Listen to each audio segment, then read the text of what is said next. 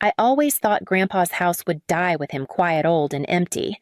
I didn't know it had become the battlefield. His name was Walter Holloway. Army vet, stubborn as brick. He wasn't warm, not the way people mean it, but he was steady. When I was little and my brother Eric scraped his knee, he'd run to Mom. When I fell, I went to Grandpa. He never babied me, just handed me a rag and said, "Try again, Joe." I was still Joanne back then. Just Joanne. Not the girl who got the house. He passed 5 years ago, 2 weeks shy of my 25th birthday. The funeral was simple. Military flag, 3 volleys, a few neighbors in church suits who hadn't visited in years. When the will was read, everyone expected the house gray brick, 2 bedrooms, 1 bathroom, porch swing, rusted but still holding, to go to the family. To all of us. That's what my mom Linda said afterward. Not out loud. Just in the way she blinked twice and folded her hands tighter. But Grandpa had left it to me. Only me. The lawyer explained it cleanly. Full ownership, no stipulations. There was even a note in his handwriting for Joanne, the only one who showed up before I was dying. I hadn't asked for it. I didn't even live in that town anymore. But I'd come back most weekends during college, stocked his fridge, cleaned the gutters, refilled prescriptions. Not because I thought it would earn me anything, just because someone had to do it and no one else did. Eric, my younger brother by 2 years, was shocked. He was always the golden boy in the family. Not in a loud, flashy way. Just assumed. My mother said Eric's just figuring things out whenever he quit another job. Dad Frank gave him hand-me-down tools, cash loans that never circled back. When I landed a full-time job in community education, no one blinked. When Eric said he was thinking about a podcast, the whole family celebrated with barbecue. So no one said it outright, but I knew what they were thinking. Why would Walter leave the house to her? At first, I didn't touch the place. I changed the locks, paid the taxes, kept the utilities low but running. The porch light stayed on. I couldn't bring myself to sell it, but I didn't move in either. My plan was quiet. Let the neighborhood rise in value, maybe sell it in a few years, and finally open that art therapy studio I'd been dreaming about. For seniors, for veterans, for people like Walter. Still, every now and then, someone in the family would mention Grandpa's house like it hadn't already changed hands. My mom, setting the table, would ask, "Have you thought about what we're doing with the old house?" Yet I'd smile, say, "Still thinking." What I wanted to say was, "There's no we." Then, last fall, Eric got engaged. Her name was Chelsea, and she came with perfect posture, almond milk charm, and a voice that could cut through dinner silence like dessert wine. Everyone adored her, especially Mom. They came back to town over the holidays and stayed with my parents. On New Year's Day, we had brunch at Linda and Frank's. The eggs were runny, the champagne warm, but everyone was in a good mood. Chelsea clinked her glass, smiled toward me, and said, "Joanne, has anyone ever told you how beautiful that house is, the one your grandfather left you?" I nodded. She tilted her head, still smiling. "It would make the most incredible wedding venue." That was the first time I realized the house wasn't just a house anymore. It started the way things like this always do, with charm dressed up as casual. A week after that brunch, Chelsea texted me a photo. It was a Pinterest board full of soft lighting vintage chairs and gauzy white tents draped across a wide green lawn. Beneath it, she'd written, "Isn't this just what Grandpa's place could be?" I didn't reply right away. I stared at the message, reread it 3 times, and closed my phone. Maybe she was just dreaming. Maybe she sent that to 20 people. But deep down, I already knew. This wasn't suggestion. It was setup. That Friday, Eric called. He never really calls, not unless something's wrong or something's wanted. He opened with small talk, asked about work, mentioned a podcast idea he was maybe going to pitch soon. Then came the pause. So he said, "Chelsea was wondering if we could talk about the house. The wedding's still early planning and all, but she thought, sentimental spot, family home. Backyard could be cleaned up real nice." I said nothing for a second too long. He filled the silence. "I mean just for the weekend, maybe a couple days before. She's thinking small, 50 guests, maybe 60. Nothing huge." I asked quietly, "You want to get married in Grandpa's house?" There was a beat of silence before he answered. Well, it's not like anyone's living there, and it'd be meaningful right for the family. There it was again. That word, family, used like a key trying every lock on me. I said I'd think about it. Chelsea followed up 2 days later. We were at Mom and Dad's again, Sunday dinner pot roast and mashed potatoes, the kind of meal designed to distract. Everyone was halfway through their plates when Chelsea turned to me and said lightly, "Did you get the Pinterest board I sent? I've been obsessed with that pergola setup." Mom perked up. "Oh, that would be beautiful. And it really would mean a lot to have it at the house, Joanne.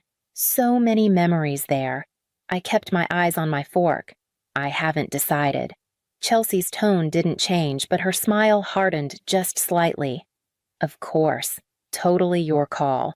We just thought since it's just sitting there." I nodded, not smiling. I didn't want to do this in front of pot roast. Later that night, she texted again. "Hey, just checking in. We'd totally respect your space, of course." And think of the photos. Grandpa's porch swing in the background. I left it unread. The truth is, I'd already imagined what they'd do to the place. Folding chairs on the lawn, portable restrooms out back. Flowers nailed to the fence I stained by hand 2 summers ago. Chelsea's voice filling the living room with bridesmaids laughing behind it. Then, after the party, what a thank you card, a mess, or worse nothing. Just an assumption that it had always belonged to all of us. And I started to realize maybe that's what this really was. Not a request, a reclamation. It didn't stop with the Pinterest board. Chelsea had a way of dropping things into conversation like they'd already been agreed on. At dinner, she'd say things like, "Once we get the string lights up, it'll feel so magical," or "Eric's uncle plays guitar. We were thinking he could set up near the hydrangeas." No one corrected her. No one asked if it was settled. Eric stayed quiet most of the time. He'd chime in here and there. "We'll clean everything, of course," or "It won't be a big crowd, just close friends and family." But he never actually asked. He just echoed her voice in a softer key. I didn't say no, not yet. I kept dodging. Still thinking about it. Need to check the zoning. Not sure if it's safe for that many cars. Each time Chelsea nodded sweetly like she respected the process. But the next time I saw her, she'd be further down the planning road. One night I came over for a family cookout. I brought dessert. She brought a diagram, actual sketches of the backyard layout guest tables where the bar would go. She'd printed it on parchment-colored paper. Mom Linda clapped her hands when she saw it. "Oh, Chelsea, you're so organized." "Joanne, isn't this adorable?" I just smiled. My mouth said nothing. My shoulders said everything. The next day, Chelsea sent a group message. Just me, Eric, Mom, and Dad. She'd attached a quote from a local catering company alongside photos of table settings staged inside Grandpa's living room. No one asked how the photos were taken. I sat with it for a long time. With the text, with the silence that followed.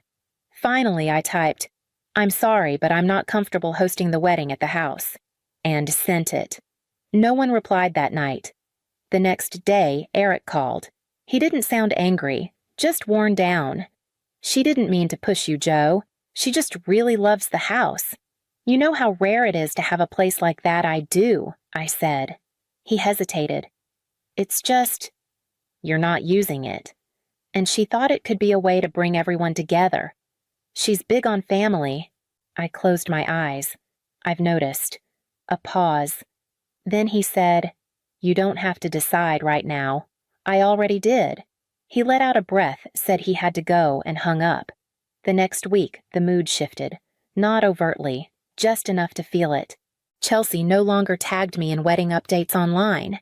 At Sunday dinner, she skipped the seat beside me and chose the other end of the table. When I offered to help clean, she said, "I think Linda's got it," without looking up. Dad Frank still smiled the same way, but his eyes didn't stay on me long. Mom hummed more than usual. Stirring things, wiping clean counters, staying busy, always too busy to say much. The quiet didn't feel accidental. At another gathering while everyone else was outside, Chelsea stood beside me at the sink and said in that syrupy way of hers, "You know, Joanne, it's a little surprising. I thought you were someone who cared about legacy." I didn't look at her. I just rinsed the plate. She kept going. Family is everything to Eric. It's the whole reason we wanted to get married at that house. But maybe I misunderstood what kind of person you are. I dried my hands. Maybe you did. She smiled, but it didn't reach her eyes. Well, at least now we both know. I thought saying no would be the end of it. Instead, it was just the signal to escalate. Chelsea didn't argue again. She didn't need to. She had other tools. At gatherings, she smiled less, but always made sure to speak first, loud enough for others to hear. We're just so grateful for family. Some people don't get how rare that is. Or it's a shame when old houses just sit there empty while young couples are trying to build something. No one called it out. No one defended me. Eric avoided confrontation entirely. He still messaged me about casual things, movie trailers, sports, but never brought up the house. Like if he ignored the rot, it might stop smelling. Then came the bridal shower. I didn't know when it was until I saw the photos. Dozens of them. Chelsea in white, framed by my mother's kitchen, holding a glass of rosé. The caption read, "So lucky to be surrounded by women who lift me up I wasn't in a single picture." Because I hadn't been invited. That same week, Diane, my cousin on Dad's side, called me. She's in her 50s, lives 2 towns over, and has never been one for gossip, but her voice was low, careful. "I think you should know," she said. "Chelsea's been telling people you're holding the house hostage, that you're punishing Eric." I leaned against the kitchen counter, heart steady in the way it gets when you've already suspected the worst. She said that I asked. She didn't use those exact words, Diane replied. But, yes, that's what people are walking away with. I thanked her. We didn't say goodbye. We just let the silence hold it. A few days later, I stopped by Mom and Dad's to help Dad with his printer. He'd called the night before, said it was jamming. When I got there, no one else was home. I went to the study, opened the tray, and cleared a crumpled sheet stuck inside. That's when I saw it, another page sitting on top of the stack. An email printout. I wouldn't have looked except I saw my name. The subject line was "Update on the house." The sender, Chelsea. The recipient, someone named Heather. I don't remember the exact first line, but I remember the third. "Don't worry. Frank and Linda will pressure Joanne. She's soft. She'll fold before summer." My hands didn't move. My breathing did.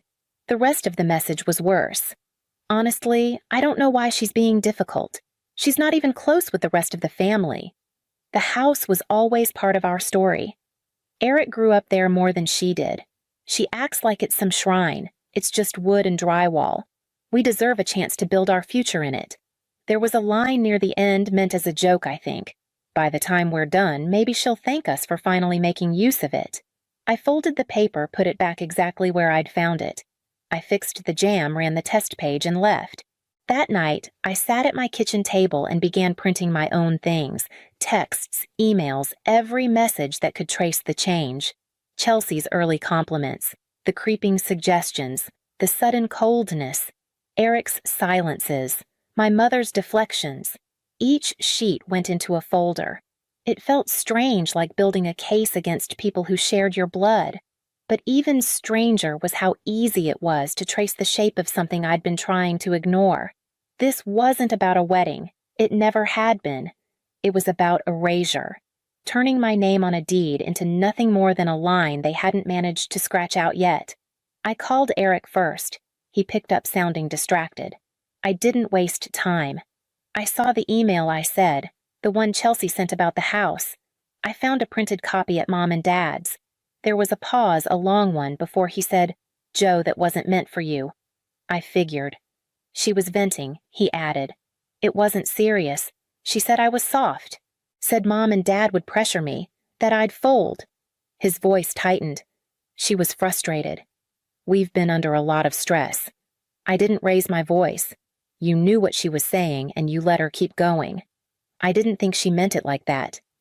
You believed her, though. He didn't answer. I need to talk to Mom and Dad, I said. This isn't just between you and me anymore. He sighed. Don't blow this up. But it was already blown open. I drove over that evening. The porch light was on. Inside the house smelled like lemon cleaner. Mom was wiping the counters again as if they'd never been clean enough. Dad was seated in his recliner eyes on a muted news channel. I held the printout in both hands. "I need to talk to you," I said. "About the house. And about Chelsea." Dad muted the TV. Mom kept wiping. "I found this in the printer," I said. "Chelsea sent it to a friend. It's about me. About the house. About how she planned to get you both to pressure me." Mom looked up slowly. She was upset, she said. "You've been difficult about this." I said no. "That's not difficult. That's clear. She just wants to feel like part of the family," Mom offered quieter. "And I don't." My voice didn't rise, but it held. Dad spoke then. "Maybe it's time to think about compromise. It doesn't have to be the whole house, just something to show you care. To who I asked. To Chelsea, to Eric, to the family," he said. "Keeping peace matters too." I stared at him. "I've been peaceful. You just didn't like the kind of silence I gave you." There was a stillness then. The kind that fills a room when truth lands too hard to bounce. Mom finally said, "You're holding on too tightly, Joanne." "No," I said. "I'm holding on at all." Chelsea had said she thought I was soft. I wasn't. I just hadn't needed to harden until now. I folded the paper in half and set it on the table. "I won't give you the house. I won't host the wedding. I won't pretend this hasn't been ugly." Then I turned and left. No one followed. I called a lawyer the next morning. Her name was Margaret Fields. Early 60s steel gray hair in a tight knot voice, calm like a judge who's heard everything twice. I told her the story. She didn't blink. When I finished, she said, "You've done nothing wrong, Joanne. But it sounds like people around you are hoping you'll forget that." She drafted a letter simple, direct, and final. It stated that the house at 223 Ashton Lane was my legal property and would not be made available for private events or temporary occupancy. It also advised all future requests to be directed through legal counsel. I printed 4 copies, one for Eric, one for my parents, one for Chelsea, and one for myself. The silence lasted 2 days. Then it cracked. Chelsea posted a photo, an old one, of her and Eric standing on my grandfather's porch during a previous visit. The caption read, "Some people confuse kindness with weakness, but we know who we are. We love even when it's hard." It got dozens of comments. "You deserve that house more than any one family should come before paperwork. She'll regret this one day." She never used my name, but she didn't need to. Aunt Marlene called me that night. I hadn't spoken to her in over a year. She sounded breathless. "Joanne, honey, I don't mean to pry, but Chelsea's saying you're refusing to let them use the family home for the wedding. Is that true?" "It's my house," I said. "I know, sweetheart, I know. But wouldn't it be easier just to let them have the day?" What's one weekend? The next morning, my inbox held 3 more messages from cousins. One was polite. The other 2 were not. I stopped checking. Eric didn't call. He didn't text. He just vanished into the middle. Mom left me a voicemail. "You didn't need to get lawyers involved, Joanne. This was a family matter. You've made it. Harder than it had to be." Dad sent an email. "You've always been strong-headed, but don't let pride ruin everything. We can still find a middle ground." I didn't answer either of them. Instead, I sat at the kitchen table and opened the folder I'd started every text, every printed message, every thread of quiet erosion. I read them slowly, not to prepare for a fight, but to remind myself I hadn't imagined it, that I hadn't overreacted, that kindness didn't mean surrender. 2 days later, Margaret called me. "They've responded," she said. Or rather, Chelsea did. She'd replied with a dismissive note, claimed my reaction was unfortunate and that she had no intention of continuing a dialogue with hostility at its center. Then she added a line about being sad for the damage done to family bonds. Margaret paused before she said, "She's trying to reframe the narrative." I know, I said. She's clever, but not careful. That night, I opened Facebook and saw a new post from Chelsea. Just words this time. It's always the people who speak the least who carry the sharpest knives. No comments allowed. I turned off my phone, made a cup of tea, and sat in the dark with the window open. They wanted me quiet. They wanted me pliable. And when that didn't work, they wanted me erased. But I was still here. I made the final call on a Thursday. It had rained all morning, a slow, gray drizzle that blurred the windows of the law office. Margaret had a cup of coffee waiting for me. I slid the envelope across the table. "I want it donated," I said, "to the Veterans Housing Initiative, in my grandfather's name. No ceremony, no plaque." She read the letter once, then looked up. "Are you sure?" I nodded. The house that sparked so much fury, so many whispered insults and twisted posts, would now belong to someone who needed it. Not to Eric, not to Chelsea, not even to me. A week later, the papers were signed. I didn't tell anyone, not at first, but word got out. Mom called, sounding panicked. "Joanne, what did you do?" I let the silence stretch. Dad was next. "We didn't raise you to be vindictive." "I'm not," I said. "I'm done." Eric never called. Chelsea posted a quote about letting go of toxic people. I didn't read the rest. I went back to my quiet apartment, back to work, back to walking the same morning block with my coffee in hand. For the first time in months, the air felt light. They called it selfish when I protected what was mine. Then they called it dramatic when I gave it away. But no one ever asked why I stopped coming to the family dinners. No one asked why I stopped answering the phone. No one asked what it cost me to keep the peace for 37 years. I didn't explain. Some things you walk away from not because you're angry, but because you finally learned to stop knocking on a locked door.